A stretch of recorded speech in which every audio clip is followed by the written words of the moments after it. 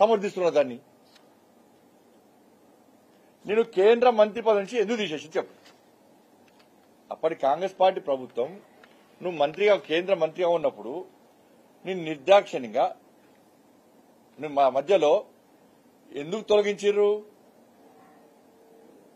తొలగించడానికి కారణం ఏంది? నీ మీద వస్తున్న అవినీతి ఆరోపణలు గుర్తించే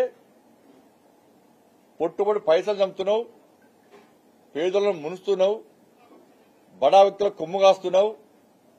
నువ్వు కనీసం పార్లమెంట్కి వస్తలేవు, పార్లమెంట్ లో ఎంపీలు అడిగేటువంటి ప్రశ్నలకు సమాధానం చెప్తలేవు మంత్రిగా ఉండి.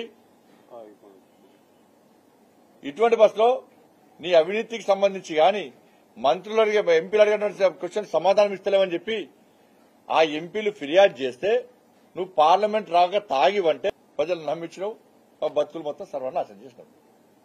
నీ చరిత్ర ఇది. ఇది వాస్తవమా కాదా?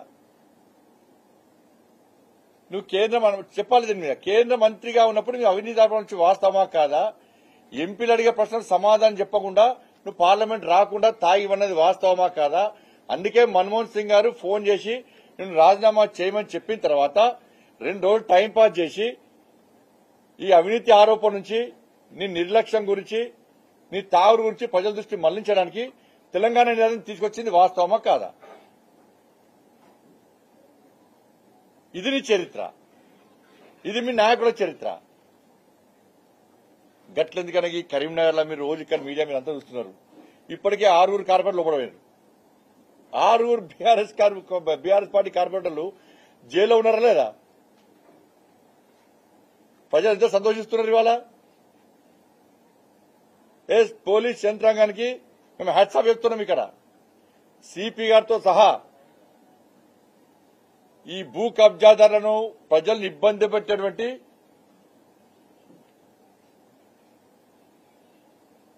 ఈ వీళ్ళందరినీ లోపడేసిన ప్రజలు సంతోషిస్తున్నారు. ఇవాళ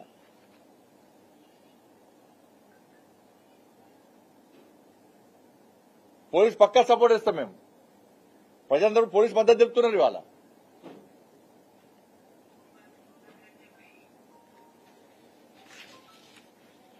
స్మార్ట్ సిటీ తెచ్చినట్టు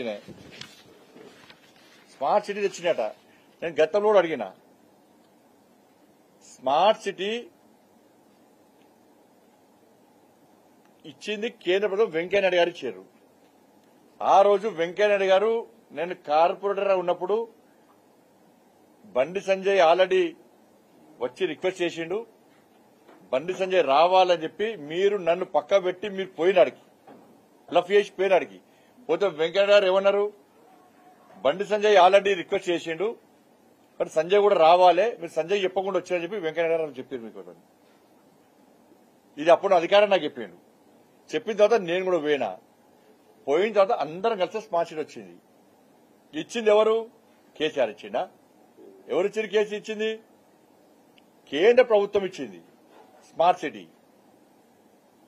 ఇచ్చినప్పుడు కేంద్రము 196 కోట్ల రూపాయలు ఇచ్చినప్పుడు నేను ఆరోపణలు చేసినట్టు మళ్ళీ డీటెయిల్ చెప్తున్నాను. వాళ్ళ కేంద్రము 196 కోట్ల రూపాయలు కరీంనగర్ కు ఇచ్చినప్పుడు అదనంగా మ్యాచింగ్ గ్రాంట్ రాష్ట్ర ప్రభుత్వం 196 కోట్ల రూపాయలు ఇవ్వాలి. కేంద్రము 196 కోట్ల రూపాయలు, దానికి అదనంగా రాష్ట్ర ప్రభుత్వం 196 కోట్ల రూపాయలు ఇవ్వాలి. ఇస్తే ఏం చేశారు మీరు? కేంద్రం ఇచ్చింది డైవర్ట్ చేశారు, రాష్ట్రం ఇచ్చేది ఇవ్వలేదు. ఇవ్వకపోవడం వలన కరీంనగర్ ప్రజలకు నష్టం జరుగుతుందని చెప్పి నేను కేంద్ర ప్రభుత్వం దృష్టి తీసుకొచ్చిన. సార్, కేంద్రం ఇచ్చిన నిధులను రాష్ట్ర ప్రభుత్వం డైవర్ట్ చేసింది, కరీంనగర్కి ఇస్తలేరు పైసలు, కాబట్టి దీని మీద చర్యలు తీసుకోండి అని చెప్పి నేను కేంద్ర ప్రభుత్వం దృష్టి తీసుకొస్తే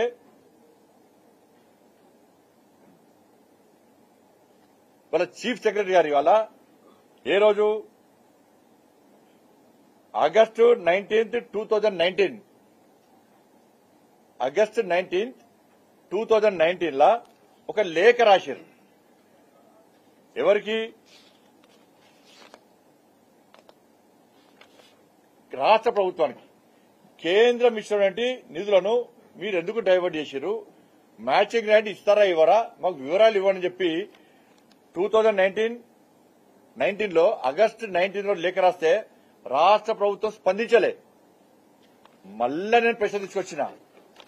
సెకండ్ టైం మళ్ళా నవంబర్ 6, 2019 నవంబర్ 6, 2019 రోజు మళ్ళా లేఖ రాసింది కేంద్ర ప్రభుత్వం రాష్ట్ర ప్రభుత్వానికి.